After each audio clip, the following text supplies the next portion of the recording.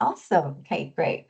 Welcome everybody to today's session. We're going to be talking about nailing product market fit. So from zero to traction, mastering product marketing fit and landing your first customers.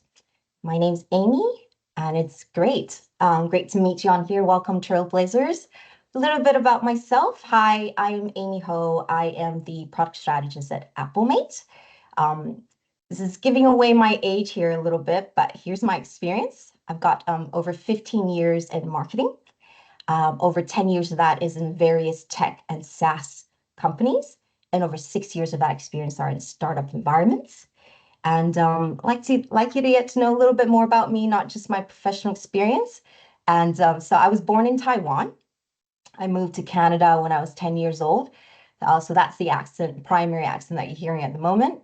And I've been very, very lucky. I've worked in Australia, worked in Canada, and I also had a couple of wonderful years over in the UK market, the European markets as well. So that's a little bit about me. I'd love to know where you're joining me from today, actually. So if you want to go ahead and check and chat where you're from, and also where you're joining us from today. That'd be awesome. I'm based in Sydney, by the way. So I'll check the chats a little bit later. On. So meet Applemate. Um, do I have Zane on the line here? Zane's also my co-worker here. Normally he does the intro for Applemate, but he's not on. That's all right. I can do that. But yeah, so we're brought to you here today by Applemate, my employer. As I said, I'm a product strategist there, and really we're an app development SaaS software development company, and our tagline is to get further faster. So helping you making app software entrepreneurships accessible.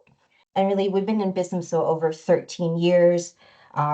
We've helped over 100 founders, over 100 something products, 100 something apps in the market. And we've had various, just a lot of experiences with apps and softwares along the way.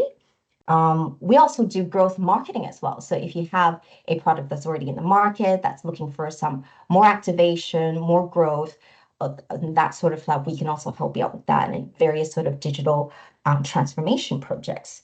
Yeah, and between my teammates here, myself as the product strategist and go-to-market strategist, we have Zane and Joe as our product strategist, Barath, who's also on the call here as well. He's the owner of the company. He's a serial entrepreneur, having done many startups in his life, successful startups in his life. He's got between all of us and our head designer, Vish, and Mahesh, our head of delivery and tech, we've got a wealth of information, experience, and just knowledge in the startup space, in the app space, in the growth marketing space, to really and now pretty much spread across all industries as you can think of. And our collective goal is to help you succeed. Really. So, and that's our website right there. So come check us out. And just to give you a little bit idea of the experiences that we've had, you're in good company. So here is just a very small selection of the over 100 plus projects that we've worked on. Now, there is One Giant Mind. The top is more of the smaller apps and founders that we work with.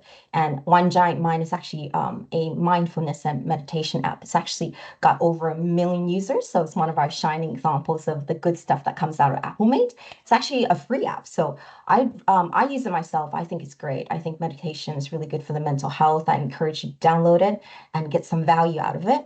Um, just demonstrating some range. There's hospitality staffing app. We got single parents dating app, emotional pulse tracking app.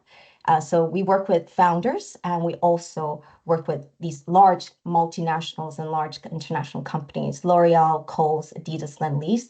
So it kind of just shows you that all small single founders all the way up to multinationals, they really trust us to deliver their vision. Now, before we get started into the product market fit, which is really under the umbrella of that, how we approach sort of product strategy. Now, this is our product strategy mantra. Together with you, the founders, the product makers, we'll articulate the customer problem. which you have a brilliant solution to in the form of your product slash app software, generally a digital product, will help you find a differentiation from your competitors and detail how and why your product will win in the markets that you'll be operating in. This is how we approach product strategy. This is how we work with all of our founders to solve problems and make wonderful products. Now, I have a little poll here. Where are you at in your product journey? Let me just get a second. I'll just launch that. Okay, polls would be great to get an understanding of where you are right now in your, okay. Just a second. Santa, did you already launch that? Sorry, Amy. Did you already launch the poll? Yeah, I launched it now. Okay, great. Yeah. Excellent. If you can just put that, if you could just give us a little insight into where you are, Sarah, Javier, Danielle, where you are in the market, that would be great. Sorry, I can't see the poll anyway. You It's in can't the see chat? the poll. Okay. It's in the chat. Me either. It's in the chat. Oh, there's one poll in the chat, but it's like an example. Instant poll. The only Oh. one I can see just says yes or no without a question. It should be. Where are you at? It should say, where are you at your product journey? No, Uh, it says instant poll. It's like an example poll. Again. Okay. Yeah, no we can worries. let Just go. you just ask whatever you want and we put it there. Yeah, sure. Not a problem. There's really only four options here. Either you've just got an idea, it's just you're at before you even have the second one is an MVP. can you say it now? Yeah, I got it now. Lovely. Thank you. Thanks, Nanda. Yeah. No, Yeah. no problem, Amy. So 4 options, or third one, you got a product live in the market, it's not yet profitable, or you got traction and you're looking to grow. It'd just be great to figure out, sort of know a little bit more about you and where you are at your journey. Cool. And we'll come back to that.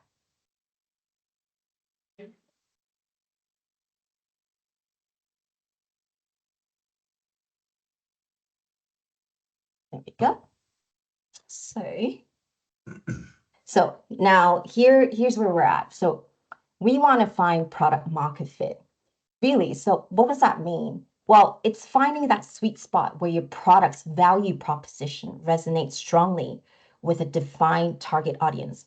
This generally means your niche market, leading to supersonic growth, high engagement, and low churn. Sounds great, isn't it? Really, we just want to be where that Venn diagram is in that nice little in the middle half moon there in the middle. So that's the goal of product market fit. Now, before we get into this whole journey about how to find it, tips, strategies, whatever it is, I just want to sort of bring our attention to some of the common pitfalls that me as a product strategist and go-to-market strategist and seed founders sort of stumble their way through. These are the not limited to, but the most common pitfalls I find preventing you from finding product market fit is just how little research some founders, not naming anybody here, have done on their product and their target markets. Some of them actually skip customer research altogether. They have an idea in their head and they're like, no, they believe in it so strongly without even asking the rest of the market, the rest of it, getting any type of validation, asking any other questions about what the market want, who they're serving, what they would like. They probably have a really good idea, but they did not ask for any feedback prior to going ahead and building that product, and just went ahead with it. And you can imagine how that turns out without product feedback. Another thing about research is overlooking competitors. Now, a lot of the times founders think that there are absolutely zero competitors in the market and first in the market for this idea, this way of doing things, this this feature, this function, so on and so forth. What they didn't really encapsulate is that even though there may not be an app for this, there may not be a physical or digital product that does exactly the same thing as yours. What they didn't consider is that the job of doing that industry, the fulfilling roles and jobs of that industry has already been existing. So if there wasn't a product that was fit for purpose for that, there's some other way of doing that. There's some other product that's fulfilling that need. And that effectively becomes your competitor, even though it is not an exact product like for like for yours. Now, a good example is this. When you take a product management tool, in which we're actually working on right now in Applemate, the biggest competitor in the project management field, and still is up until today's date, commonly is Excel. Now, Excel isn't really created. It's a super spreadsheet. It's got lots of different functions, lots of things you can do with it. But really, it wasn't built as a project management tool specifically. But it would be unwise for the person that's creating a project management tool to be like, no, you know what, Excel is not my competitor at all. I'm just going to build my own. I'm just going to build an app specifically for that. So that's what I mean by your competitors. It's not just an exact like for like. Consider how the job that you're trying to fulfill, the problem that you're trying to fix, how are people solving that problem now, and do research on them. So now the next thing that I see very often is trying to be everything. Because maybe perhaps they haven't done any research, they're trying to do everything, and they're trying to take everything that they see in the market and actually doing everything, trying to be good at everything. You see a lot of them saying that, oh, this is an all-in-one, you don't need to go anywhere else and whatnot. Whilst there's not necessarily anything wrong with it, but you really, when in a startup environment on a general basis, you have limited time and resources and limited capital to be able to do everything. So from a product market fit perspective, unless if you got the money of Elon Musk or Jeff Bezos, it's quite hard to do that. But that can be your ultimate aim, and it's something you work towards. But in the beginning, try not to feature stuff. Try not to do everything all at once. Trying to figure out what's the number one clear pain point that you want to address. And we'll talk a little bit about that in following slides. And really, when you're trying to be everything, it's your lack of niche, lack of a very clear, defined target audience. We actually find that a lot. I talk to founders, and they're like, okay, you know what? It's all females. No, not really. Can we be a little bit more specific? Females from 25 to 45. They do this. They're mothers. Do you know what I mean? It's just trying to define that a little bit more and find your niche within a niche as well. We can talk a bit about that. And of course, unclear core value. So you either got lack or unclear unique value proposition. The market and your users don't really know why they should choose you. They don't really know how. They don't really know how or why your product is special, or it's not clearly communicated or articulated. And a lot of that actually kind of relates to the first point of little research. You're neglecting or skipping that early feedback that you could be doing on your journey to find product market fit. So realistically, what it boils down to is that you didn't do the research, your product strategy isn't set up, your target market isn't set up. Therefore, you don't have an idea, and you try to be everything. And because you try to be everything, there isn't any clear core value. So these are the common pitfalls that I find working with founders and out in the markets, and things that you want to avoid. So don't do this. But really, the biggest mistake, especially if you only have an idea in your head right now, is waiting. So don't spend a year or two perfecting the right product in your head.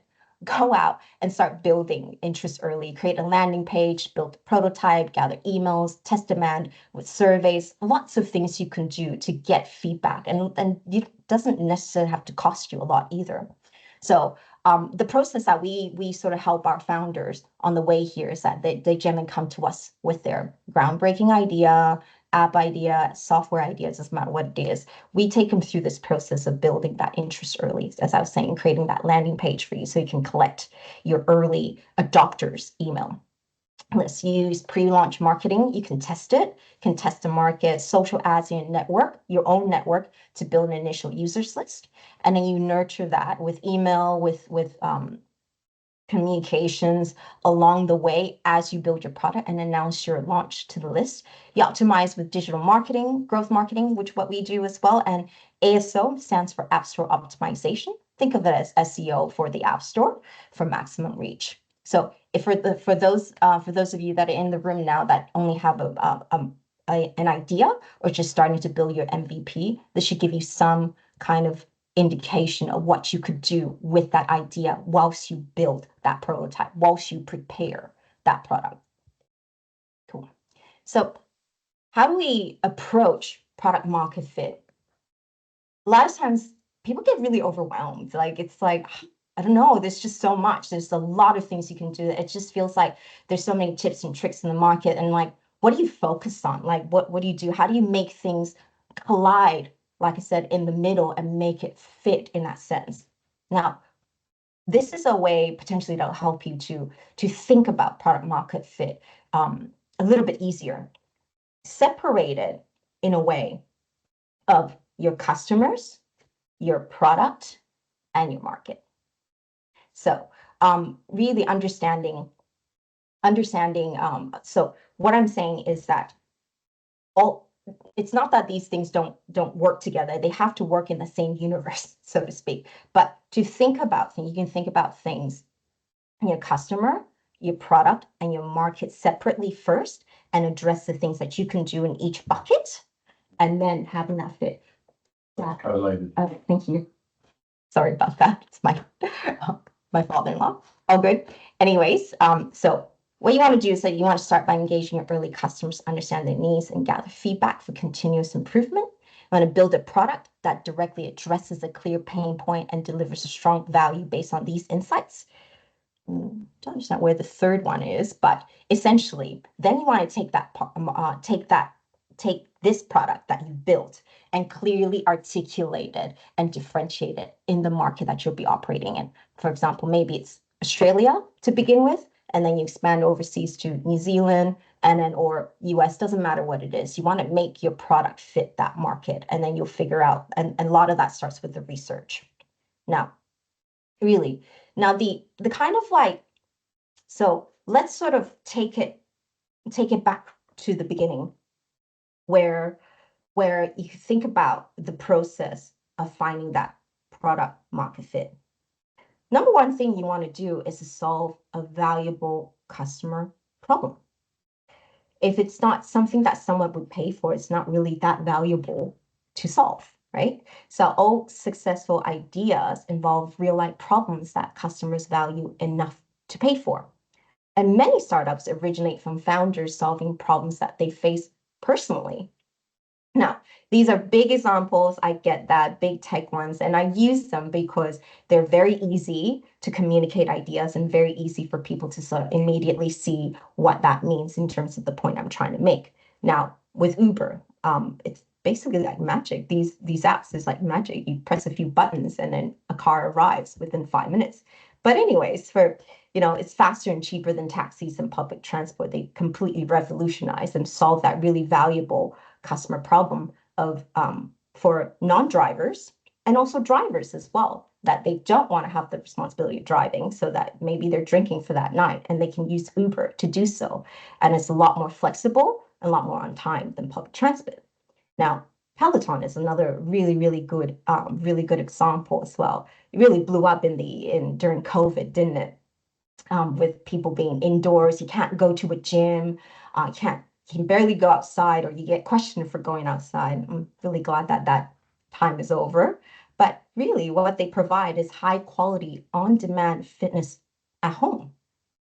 And of course, one of my personal favorites, Canva. So I'm not a designer at all, but with Canva, I can fake it almost.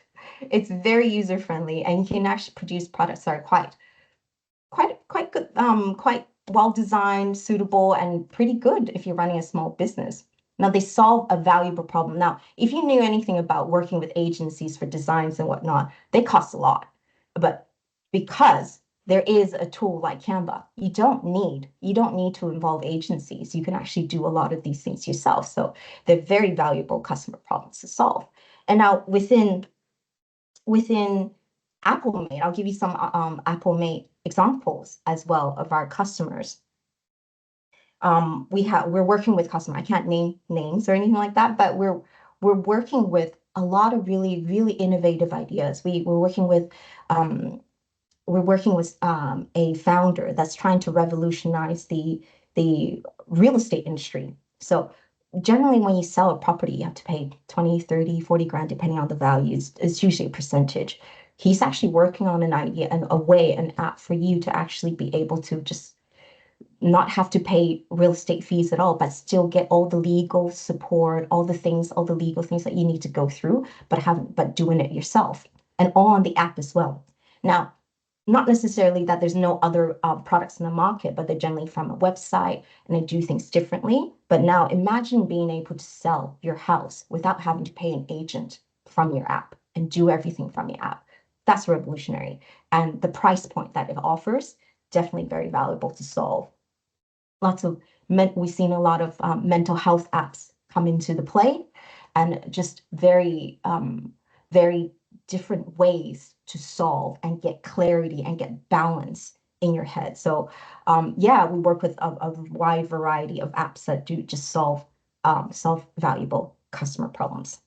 Now, it's been pretty quiet. Does anybody have any questions so far? Just checking in. Everybody still there? I'm Still fine. here, no questions, Yes. thank you. Okay, great. Excellent. So solve a valuable customer problem. Next thing you do is try and solve one problem at a time. And this relates to what I was saying before about feature stuffing, trying to be the all-in-one type of thing. Again, not necessarily a bad thing, but startups or scale-ups type of things, when you're at the start of the journey, should focus on solving one critical problem due to your limited resources. So this just keeps you on that road, to product market fit, instead of trying to solve too many things at once. That's why we advise, try and solve one problem at a time. You want to prioritize what's the most pressing issue for the target market before expanding. Now, again, large examples here, Airbnb. So what they did originally is just that I think people are familiar. I'll quickly gloss over it, but what they did is offer the market, never seen before, really, this offer that you can find affordable and accessible stays in private homes, unique places. Hotels aren't the only option anymore when you travel, when you go to another city, or for whatever reason you would ever need accommodation for. So they made sure they got enough in their network that they flooded the market with these types, all these listings, and started gathering momentum that way. They focus on addressing removing the need to stay at expensive hotels. That's what it is. And then as they grew to the unicorn that they are now, they started adding tours, experiences, partnerships, sponsorships, doesn't matter what it is. The world is their oyster in that sense, in that travel industry, and start adding all these things. So they addressed the most pressing issue first and gain momentum before they started fixing other things, so to speak. Amazon, another clear example, love them or hate them. They were originally a bookstore. They tried to make books much more affordable online. And now now they're everything. You can build your entire technology stack on Amazon. They're giant in shopping. You buy anything from baby products to diapers to toilet paper. Doesn't matter what it is, and all for the next day as well, which makes them a giant in logistics. So they started with one thing, and they slowly added to that. And then Spotify as well. Prior to Spotify, there's a number of illegal streaming and downloading services that somehow survived for as long as they did. But Spotify really came into the market, and really they made streaming music legal and affordable, and then expanded into curation, personalization, playlists, audiobooks, what have you, type of thing. So really what we found is that I think what they did really, really well, successful companies, they, like I said, they solve one problem at a time. And another key thing I would say here is that they've really made their industry accessible and affordable. That's what they did. That's what they did really, really well. Accessible and affordable. So think about how you could make your industry, your problem, your product accessible and affordable. That's sort of kind of like the point of this slide, in addition to solving one problem at a time. Yeah. And then you want to test and iterate quickly now. So there's many ways to do this. So essentially what you want to do is that you make sure that as a part of your research, before you go and make the perfect product, you engage your target markets early by your MVP, trials, research, surveys, customer interviews, doesn't matter what it is, to validate ideas.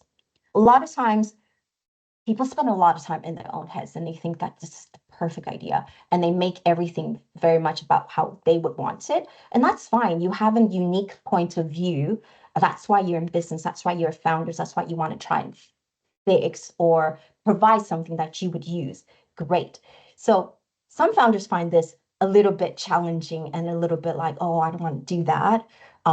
Maybe because of personality, or you have to go out and talk to people or whatever it is. Like, don't think of it as a challenge to your idea. Think of it as finding people who agree with you, who agree that your way of doing things, your features and functions will be useful to them, will be good, and that they would pay for. That's what you want to do. And really what we want to do is avoid you spending resources, all of your time on perfecting a product without real world feedback. Now, I understand this here. Some founders do this really well.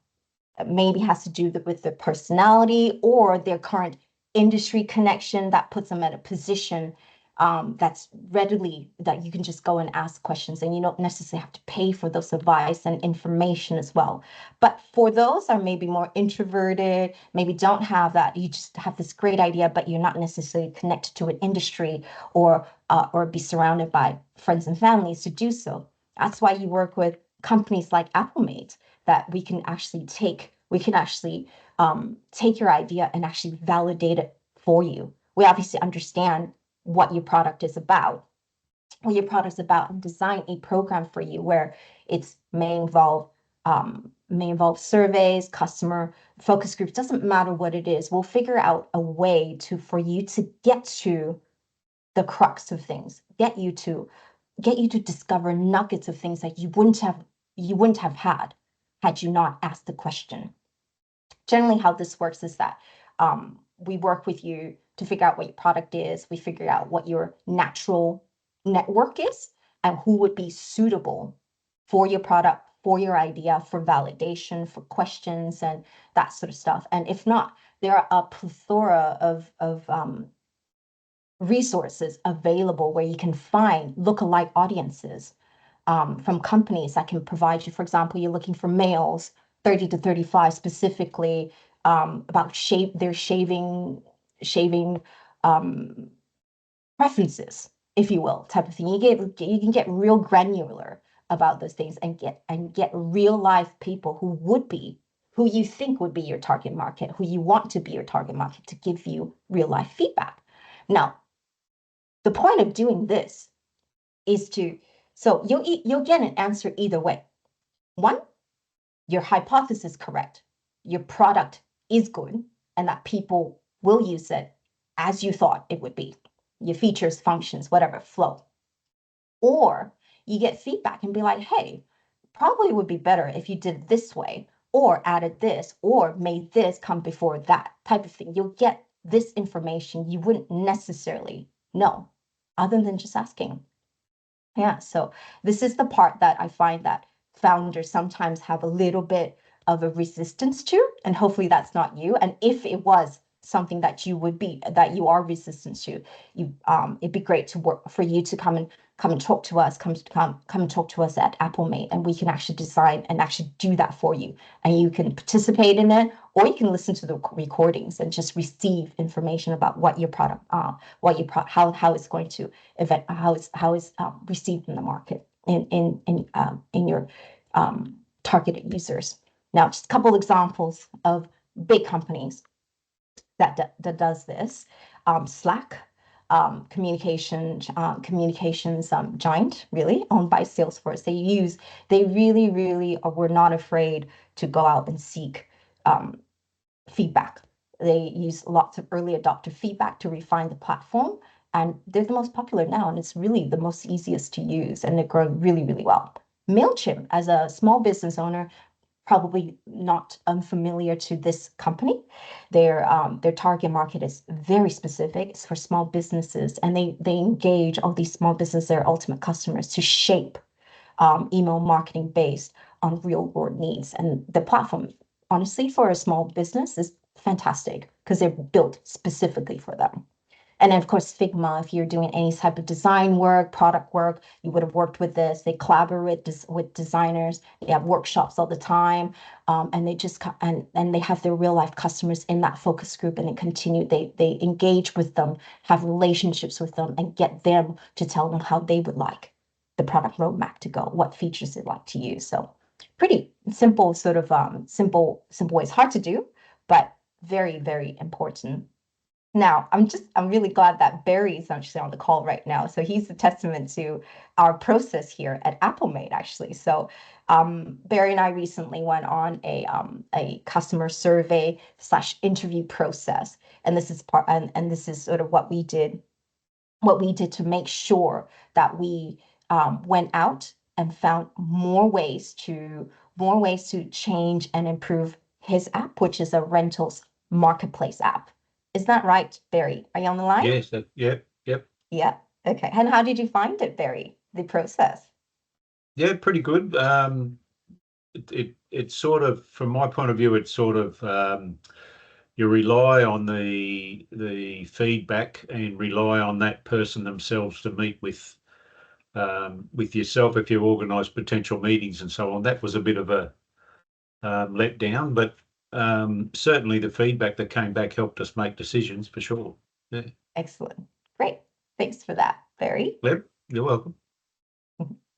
Yeah, it's hard to get people to come onto the interviews, but we've got some in the pipeline. And like I said, we were able to find very specific trust factor features that we're going to now input in Barry's rental marketplace app in order to sort of to supersonic charge that activation. So that's what we found from doing those sets of exercise. Now the final thing really is to innovate and do it better. Sounds like, well, yeah, yes, I understand. Like, it's easier said than done. But there are many ways that you can provide improvements and innovations, and they don't need to be huge, as in groundbreaking. There's many different ways to do so. Now, so at the very basis, innovation enables startups to disrupt even the established markets. Now, what they do well is focus on making things easier, faster, or better for customers. Now, again, some big tech examples here. iPhone, love it or hate it. Don't at me, Android users.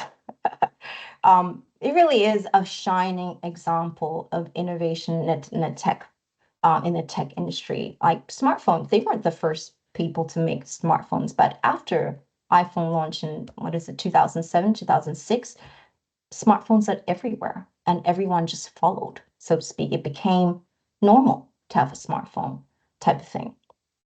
Robinhood, perhaps I'm unsure of their presence in Australia, but they're big in the United States, but they really democratize investing. Prior to them, they're one of the first in the market. Prior to them, there's lots in the market right now. Prior to them, you needed to go through financial advisors to buy shares in XYZ, and you need to pay them very high management fees, yearly, monthly, doesn't matter what it is, and you need to put in money for the transaction fees, and plus, of course, the original capital to invest. that, and they revolutionized, they democratized that, and that you can actually go and buy shares yourself to the open market. You can even buy fractional shares now as well. If you don't have money for an Apple share, Tesla share, it doesn't matter what it is, you can buy half of it or a quarter of it, 20, it doesn't matter what it is. So you can still grow your personal wealth that way. So that's a really, really good example in innovating and doing it better.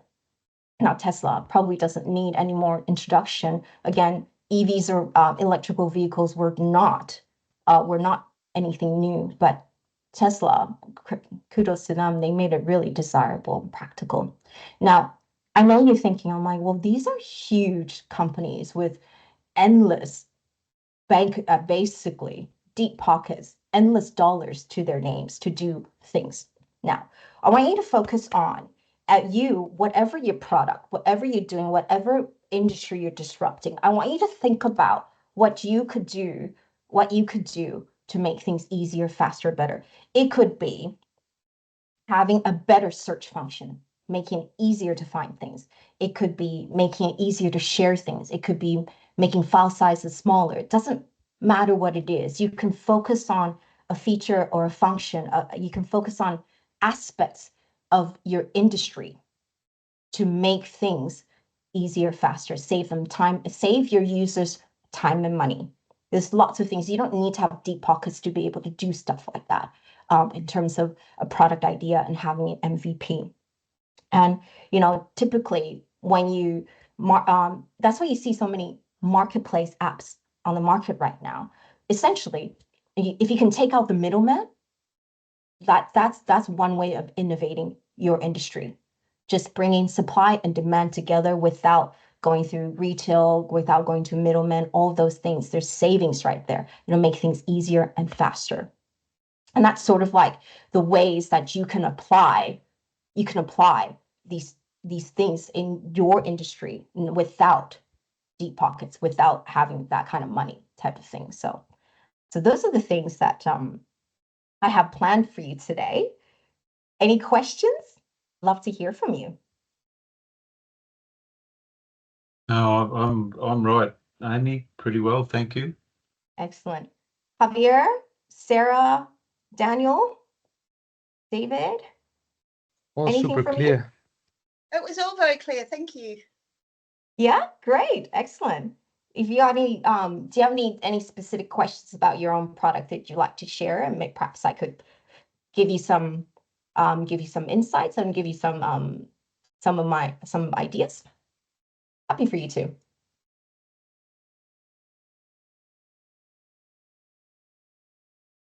All good? Oh, thank you, Benny. I'm sorry. That's all Hey, right. Amy, I Hi, have David. a question. Sure. How are you? I'm good. My product is hardware. Hardware. Is there any differentiation between hardware and software that you can give me any pearls of wisdom? Yeah, sure. It's not all that different. The same product strategy still applies to Yeah. hardware and software. It's true that Apple may focus more on digital products, but the same product strategy, which I've mentioned about before, what's the problem that you're solving? What's your product? How does it differentiate in the market? All those things still apply. The difference might be slightly in your go-to-market. So for example, if it's a product, a physical product, your distribution channel, is it in a store? Is it in a retail? Is it through third parties? All those things probably have a little bit more stronger than a digital product. Does that make sense? Your partnerships and your business development strategy, that probably maybe weigh a bit more depending on what your product is. Does that make sense, David? You Yeah, can still apply digital marketing. That won't stop you. You can still have App Store. If you're not developing an app, you probably don't need that. But in terms of your distribution, where your product, you still go through the same process of who is this for, who's your target market, and how you differentiate the product. But where your distribution is, the physical for physical products, is probably a bit more important. That makes Yeah, sense. I'm with you. I'm with you on that. The logistics are very different. Yes. Yeah, that's right. I did think of a question. Sure. Okay, it's about pricing for the so I'm about to launch the MVP, Lovely. and the idea is that the app will be used by lots and lots of people, but I could do with it making some money now. So if I'm getting early adopters who are who I've got genuinely excited about the product, Yeah. can I say charge them $10, even if I think in a year maybe the subscription will be $5 a year or something? Yeah, absolutely. We do the strategy here where you could, with your early adopters, you're sitting on gold right there. And what you can do is offer them something like a lifetime membership for Yep. to thank you as an early adopter. A lifetime membership, like you obviously say things like, okay, you know what, the app is going to be this much, that much, or whatever, wherever that goes later. But you give them a price and it's like, this is a lifetime thing. You get exclusive access. You're the first to the market. You're the first to test it. You're the first to get any features and functions of blah, blah, blah, blah, blah. And you can spin it that way. So we find that that strategy works really well, especially if you have a very, very well developed and very well nurtured, very enthusiastic first group of people. Yeah, because I was Try thinking that. about, like, if people are not keen on paying, then they can join the wait and see list. They Correct. don't have to pay me, but They don't. No, you can't Yeah. really force them.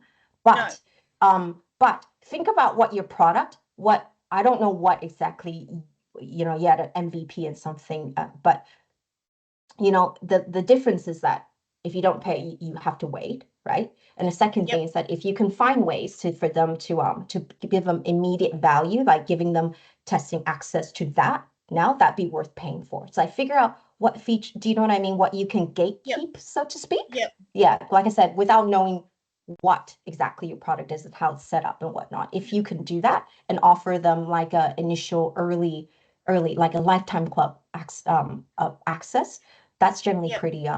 pretty helpful. because I'd have the fanatical people, and then I'd go to the people going, yeah, maybe I'd use it twice a year. And so if I've got the lifetime membership for say $20 and then Mhm. said, okay, you can use it once for $10 or $2. Yeah. Or you can sign up for free. Yeah, Because that's that's right. all So market research as well, isn't it? If nobody pays correct. for a particular price, I've Correct. learned something and I change it. Yeah, that's right. Exactly. Absolutely. And that's what I mean by don't wait. Go out and get that feedback now. Yep. Yeah.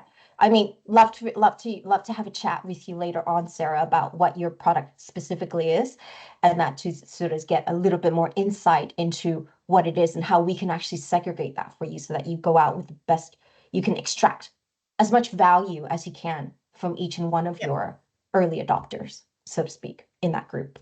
Yeah. Great question, Sarah. Thank you for that. So currently I'm on a sprint with Bigger and Fishburners to have an MVP that the building started today and finishes, and I launch next Friday. Wow. Whoa. I know, Okay. right? Wow. Congratulations. Whew. That's a Thank big you. milestone. Have you got your Yeah. go-to-markets all set up, your product launch strategy plans, all those things? No, it's all a bit abstract, but I got my T-shirt yesterday. Oh, okay. Sounds like we need to have a chat, Sarah. Possibly. I'm kind of busy Yeah. this week. I think we do some work on our going to market strategy. Yeah. I did ask if it's before or after next Friday when we stand on stage and present the MVP, but they haven't replied to me yet. Okay, well, you have some time before this and then to do so. Yeah. So yeah, let's connect afterwards, Sarah. Let's see how you're currently tracking. Thanks for that. And Javier, I see you got your hand up. Yes, thank you.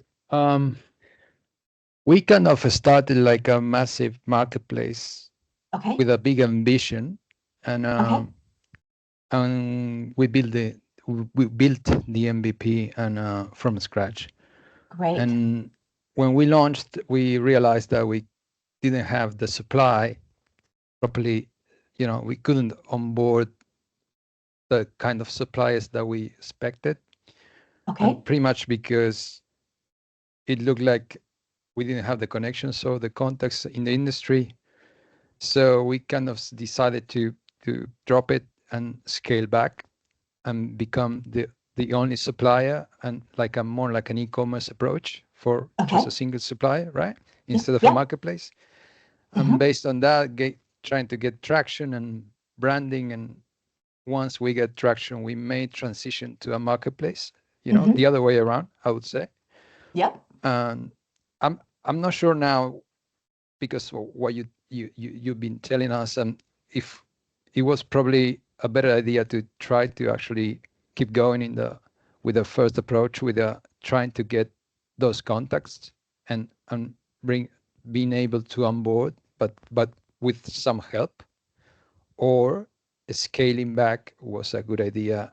Just to, you know, I'm a little bit confused now, but you know, it was a massive approach, the other one, but maybe with some help, it was doable, like you told us. Do you have access to that help now? No. You're the first.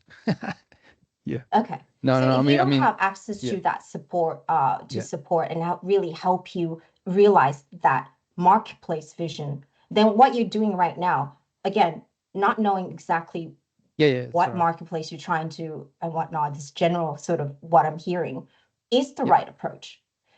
This is just an example, like having a marketplace, like, you know, moving that's an example of how you could innovate.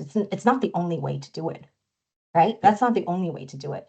If you have gone, from what I'm hearing, if you've gone down that route and you don't have the necessarily the right resourcing to support that vision just yet, then scaling back and getting momentum from here is the right approach.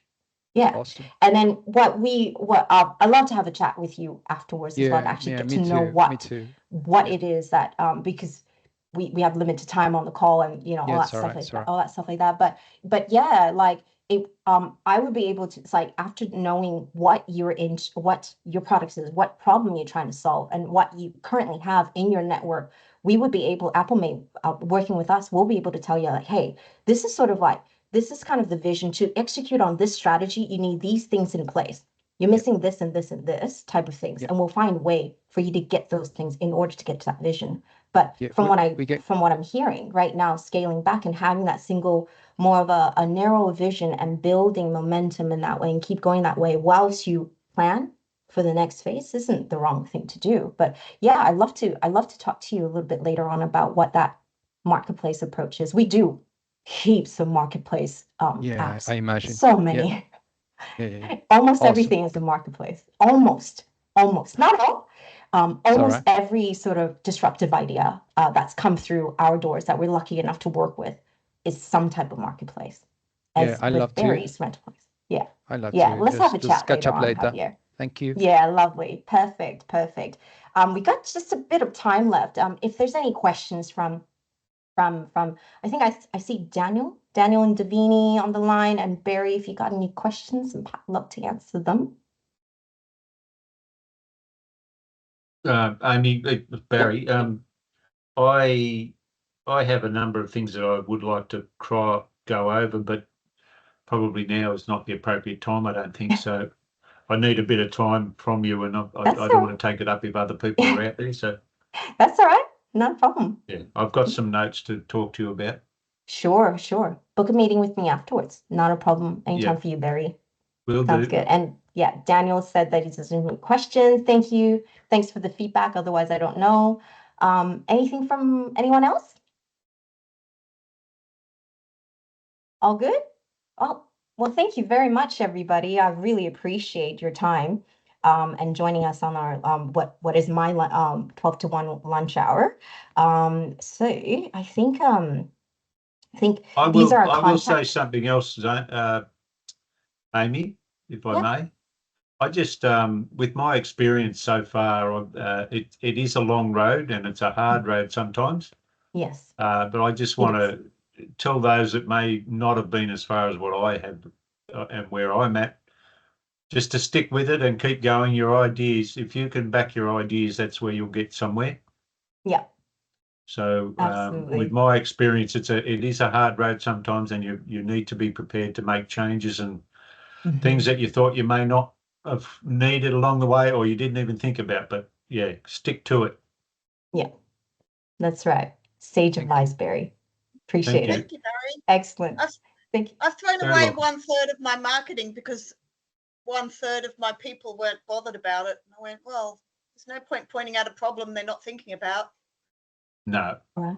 So no, that's right. it was, and if I brought it up to the people who were thinking about it, they're going, well, why am I saving money if I'm giving you money to use your app? And I'm like, good point. Let's not mention it again.